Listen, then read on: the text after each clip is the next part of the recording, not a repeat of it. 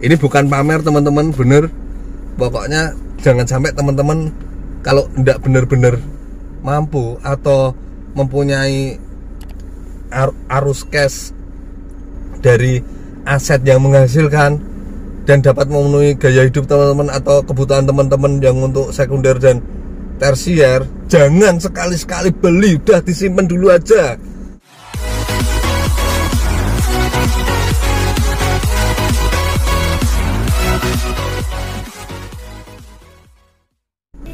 Hai teman-teman, salam sehat selalu, sukses selalu, bahagia selalu. Ketemu lagi di channel saya, Kak Noel. Jangan lupa like dan subscribe, tekan tombol lonceng, share dan komen biar channel saya lebih berkembang lagi dan dapat sharing-sharing santai ya, berbagi cerita juga. Oke teman-teman, ini tadi saya habis selesai servis ini liabilitas saya yang dari kemarin saya omongkan soal pelajaran tentang aset dan liabilitas. Ini jujur saja ini mengeluarkan uang yang banyak dari kantong kita. Jadi kalau sebenarnya kalau kita belum mempunyai aset yang menghasilkan untuk membiayai kebutuhan hidup kita atau gaya hidup kita yang sebenarnya masih bisa masih bisa ditekan ya, masih bisa ditekan dengan yang sederhana, itu lebih baik ditunda dulu teman-teman, bener. Apalagi di saat krisis kayak gini, jujur aja eman-eman sebenarnya ya, eman-eman, apalagi sekarang apa-apa sulit semua dan bisnis terdampak semua, hampir menyeluruh. Walaupun ada juga yang tidak terdampak growth, cuma secara garis besar semuanya hampir terdampak ya. Ini itu Pajero teman-teman, Pajero yang Ultimate 2018. Jadi ini bensinnya ya pakainya solar ya, bahan bakarnya pakainya solar bukan bensin, pakainya solar Pertalite itu. Cuma tiap ini teman-teman, jadi kalau mobil ini tiap 10.000 km itu filternya solar itu harus diganti. Sebenarnya tidak diganti, tidak apa, dibersihkan sendiri, tapi menurut kalau yang servis rutin, yang rutin servis itu idealnya 5.000 sampai 10.000 km itu ganti biar aman. Terus itu kalau ganti itu sekitar 589 ribuan lah, pokoknya 600 ribuan itu tiap 5.000 atau 10.000 km, tergantung pemakaian juga. Kalau teman-teman sering dipakai keluar kota itu cepet banget ya, gantinya cepet banget. Ini menurut saya ini kan termasuk golongan mobil mewah ya teman-teman, maksudnya golongan mobil mewah. Jadi kalau kadang kita kepengen beli, aku pengen beli Pajero, aku pengen beli Fortuner, aku pengen beli Alphard, sebenarnya tidak masalah kalau kepengen, tapi diingat teman-teman, kalau kita sudah menghasilkan bisa mempunyai aset yang menghasilkan arus kas di dalam kantong kita, itu sebenarnya tidak masalah. Sebenarnya waktu itu saya juga tidak kepikiran beli ini sih, cuma disyukuri aja karena ini juga pemberian Gusti Allah ya. Saya juga tidak kepikiran beli ini, cuma pengennya itu naik mobil nyaman bersama anak istri, terus kalau pas mertua, orang tua ikut juga itu merasa nyaman. Kepikirannya cuma itu, cuma tidak berpikir kalau biayanya itu mengerikan ini, untuk servis, untuk perawatan, untuk makannya ini itu mengerikan lah. Kalau pajaknya aja itu tiap tahun itu hampir 7 juta ya teman-teman. Pajaknya tiap tahun itu hampir 7 juta. Jadi buat teman-teman yang belum kebacut, belum terlanjur, mending disimpan dulu aja uangnya. Kalau memang belum benar-benar mempunyai aset yang menghasilkan arus kas untuk memenuhi kebutuhan hidup kita, terutama yang bukan yang primer ya, yang sekunder atau tersier, itu lebih baik uangnya disimpan dulu atau diinvestasikan ke bisnis yang dengan kita tidak bekerja ikut andil di dalamnya tapi menghasilkan uang buat kita. Kayak contohnya kayak Indomaret, terus franchise minuman yang kita tidak ikut terlibat di dalamnya. Jadi kita bisa berkarya ke bisnis yang lain ya teman-teman, bisa berkarya ke bisnis yang lain juga. Cuma jujur aja ini kondisi saat ini 2 tahun terakhir ini ya, sebelum pandemi itu kan sebenarnya pasar tuh udah goyah teman-teman, udah goyah dalam arti perang dagang antara Tiongkok dengan Amerika itu ya.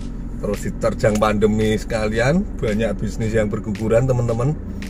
Cuma jangan sampai kita berlarut-larut di situ. Kita tetap bersyukur dengan minimal kita diberi kesehatan ya, minimal kita diberi kesehatan, masih bisa bernafas sampai detik ini teman-teman. Itu wajib disyukuri banget. Uang bisa dicari lah. Itu jujur aja, masa-masa berat itu masa-masa sekarang berat banget. Kata Menteri Keuangan itu 150 tahun terakhir. Dari dulu 150 tahunnya ini baru yang parah, mengerikan ini. Cuma tetap kita positive thinking. Pasti di dalam semua masalah, di dalam sebuah permasalahan atau situasi yang sulit, itu nanti pasti ada peluang yang menjanjikan setelah itu. Barat kata ini Hari Kartini ya, dari bukunya Ibu Kartini itu, habis gelap terbitlah terang. Jadi kehidupan manusia itu seperti alam. Jadi ada malam, habis itu pagi yang cerah, terus siang, terus sore.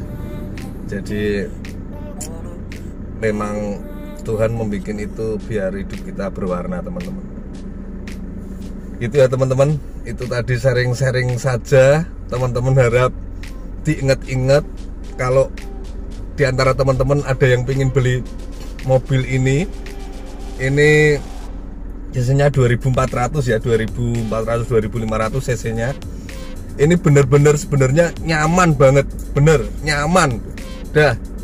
Saya udah coba sekelasnya ini, kecuali Alphard ya, saya belum nyoba. Sekelasnya ini udah coba, paling nyaman ini bener.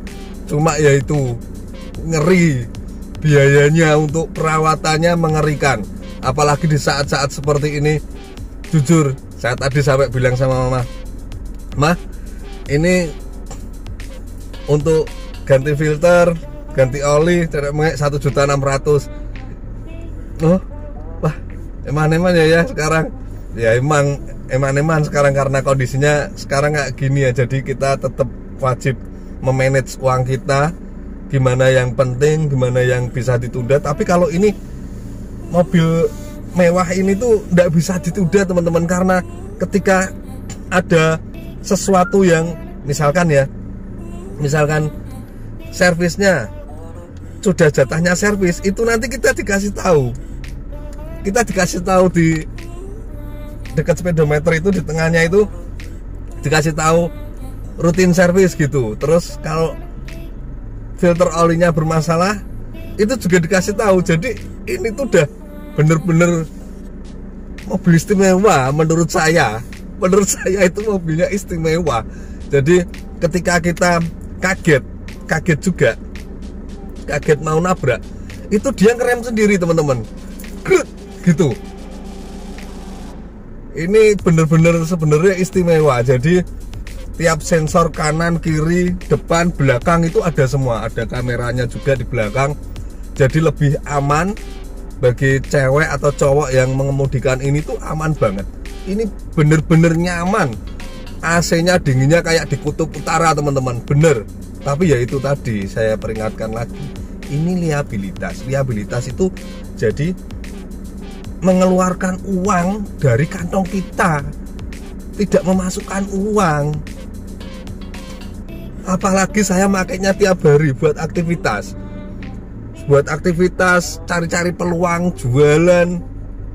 Di video saya yang di channel ini juga ada waktu saya jualan di pinggir jalan itu, tapi sekarang kondisinya mengerikan, sepi. Jadi sabar dulu ya teman-teman ya. Dunia berubah begitu cepat, kadang naik kadang turun, tidak ada yang abadi, hanyalah perubahan yang abadi, dan situasi yang berubah selalu itu abadi teman-teman. Dan buat teman-teman juga yang punya bisnis, itu pinter-pinter nabung teman-teman, pinter-pinter menginvestasikan. Ketika misalkan teman-teman nanti dikasih rezeki banyak di usahanya, apa saat ini usahanya masih melejit, saya harap teman-teman jangan beli liabilitas dulu. Sudah saya ingatkan ya, jangan beli liabilitas dulu. Saya mengalami soalnya teman-teman. Jadi saya berbagi ini pengalaman saya pribadi. Saya baru belajar kemarin selama pandemi itu, kenapa ini dengan keadaan ini kok semua pada mengeluh. Biasanya saya enggak pernah ikut terdampak karena biasanya sparenya panjang, tapi ternyata ini tahunnya panjang teman-teman. Tak kira cuma sebulan 2 bulan, ternyata hampir 2 tahun ini. Ternyata hampir 2 tahun teman-teman. Jadi melelahkan juga karena pandemi ini kita tidak ada yang tahu teman-teman. Tapi saya yakin, dan teman-teman juga tetap harus yakin, setelah ini pasti ada pelangi teman-teman.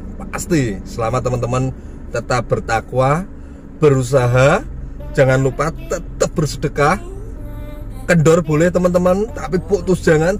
Tiap hari ajar. Dah susah ndak susah teman-teman pasti pegang uang kan.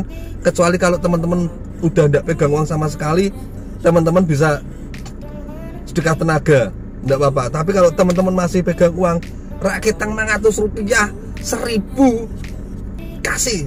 Jangan menunggu, cari teman-teman, cari entah itu tukang sapu atau tukang koran atau apa yang benar-benar teman-teman anggap itu membutuhkan. Kasih saja, kita cari, tidak apa-apa. Kita misalkan memang di dunia ini tidak dikasih kesempatan untuk menikmati rezeki dalam hal harta, tidak bisa berkecukupan dalam harta, tapi teman-teman memang ikhlas berbagi, teman-teman udah bisa menata hati untuk berbagi. Saya yakin di akhirat pasti Tuhan akan memberikan tempat yang bagus, yakin dah. Dan kalau yang berbuat salah, jangan berbuat salah lagi teman-teman.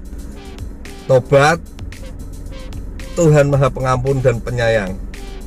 Apalagi teman-teman memang benar-benar mau berbuat baik ya terhadap diri sendiri, keluarga ataupun sesama, pasti Tuhan mau mengampuni, asalkan jangan diulang lagi.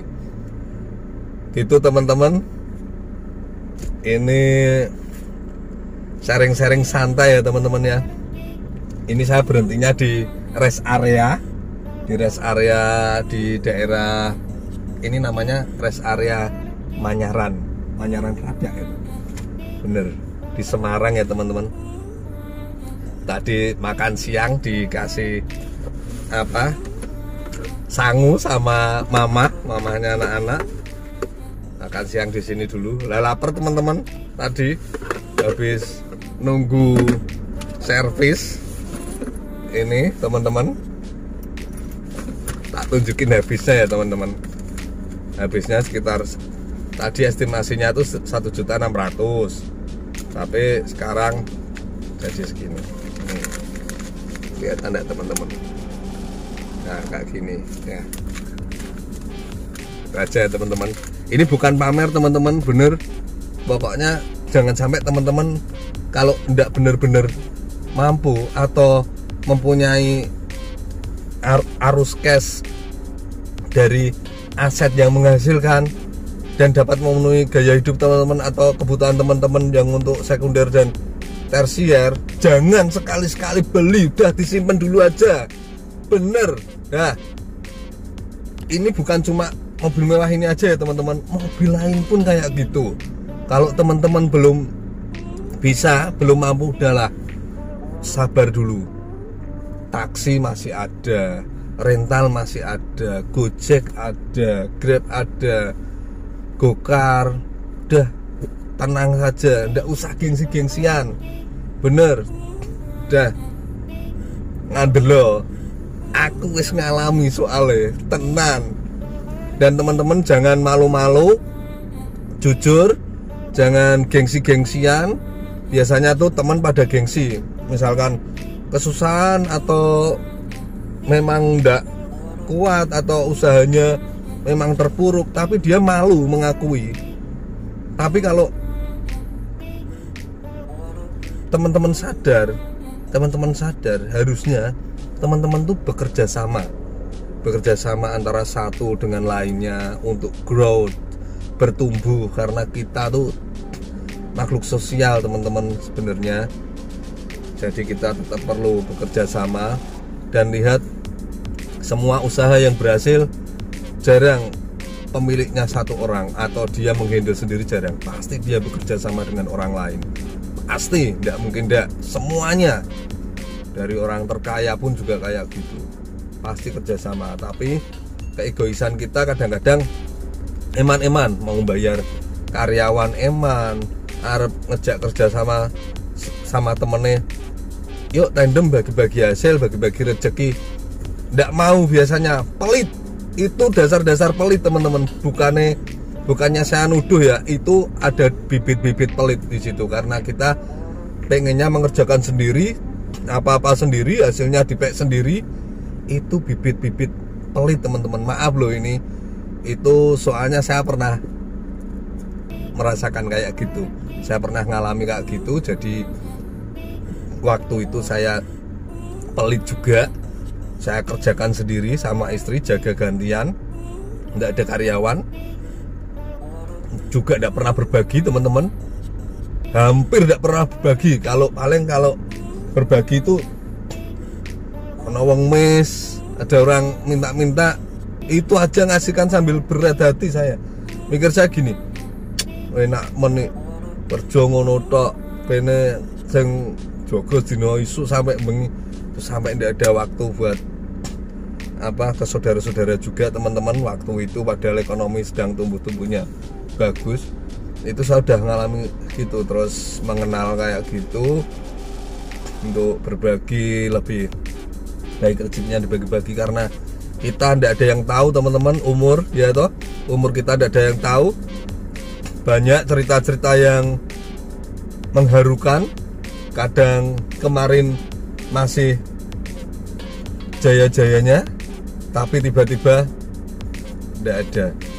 Banyak juga kayak gitu, udah kerja keras dari pagi sampai malam, terus anak istri tidak pernah diajak kemana-mana, belum sempat menikmati hasilnya, uangnya ditabung sampai banyak, mau bangun rumah belum sempat bangun, tapi udah dipanggil sama Tuhan, hanya ditangisi sama anak istrinya teman-teman, karena mungkin kurang kebersamaan juga sama keluarganya. Itu banyak cerita kayak gitu teman-teman. Jadi teman-teman, saya harap banyak belajar dari siapa saja, sharing-sharing santai, jangan dibawa ke hati. Cuma yang baik diambil teman-teman, yang jelek dibuang, karena kita belajar bisa dari mana saja.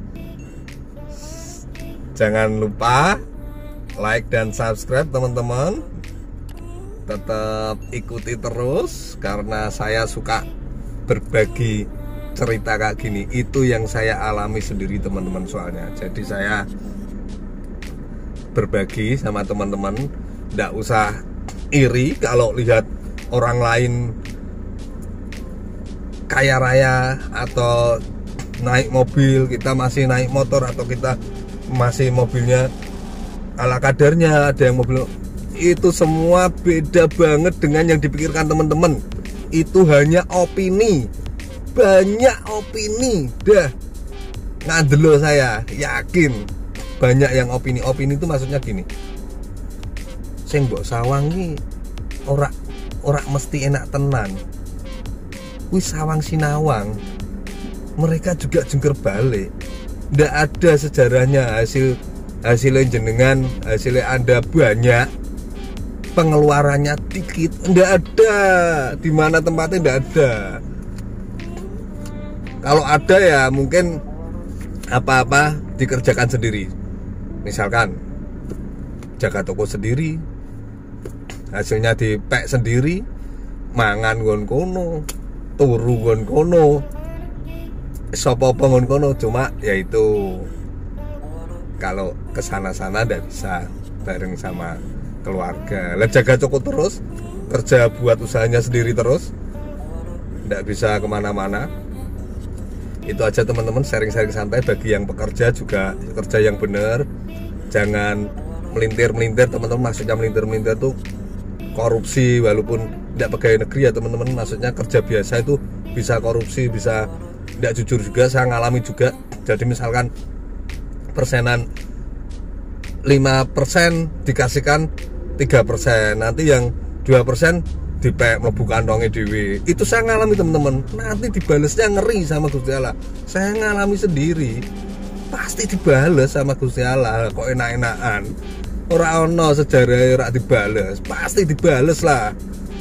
Terus harga misalkan ya, harga 9.000 dari kantor itu 9.000. Munine 10.500. Sing 1.500 mlebu kantonge dhewe. Cuma menurut saya waktu itu, saya bener orangnya mau tak gitukan. Menurut saya bener, tapi menurut kantor bilangnya kayak gini. Lah kowe kan kerja tak gaji. Jajal nek kowe dadi bos, kowe dadi nduran, apa kan duwe toko, kamu punya suatu usaha. Bar kuwi habis itu anak buahmu mbok kongkon ngedol 7.000, tapi jualnya 10.000. Piye jajal? Perasaanku tak gaji loh. Terus saya baru sadar teman-teman, oh bener juga.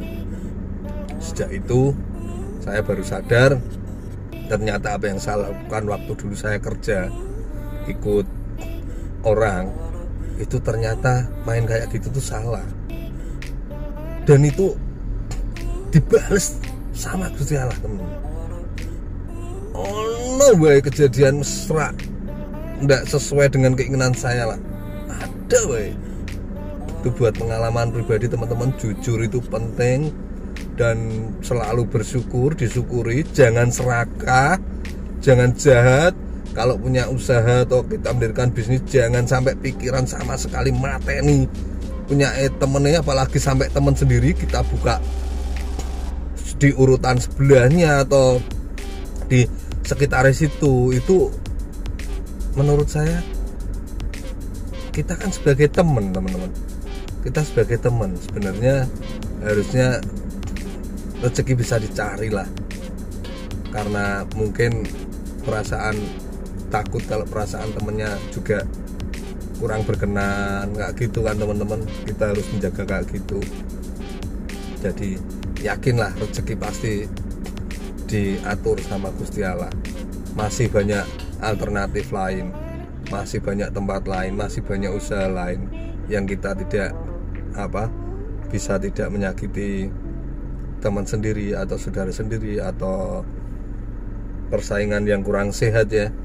Oh ini pengen mateni saingane, itu tidak benar. Karena Gusti Allah tidak mengajarkan kayak gitu. Nabi-nabi pun tidak mengajarkan kayak gitu teman-teman. Ya kita harga murah-murah, cuma ya jangan sampai bikin toko lainnya sampai kewer-kewer tutup, jangan. Ya ini jura-jura santai ya teman-teman, dari pengalaman saya pribadi juga. Ini mobil mewah tapi mengerikan. Gitu aja teman-teman, jangan lupa like dan subscribe, share dan komen, tekan tombol lonceng supaya channel saya lebih berkembang lagi teman-teman.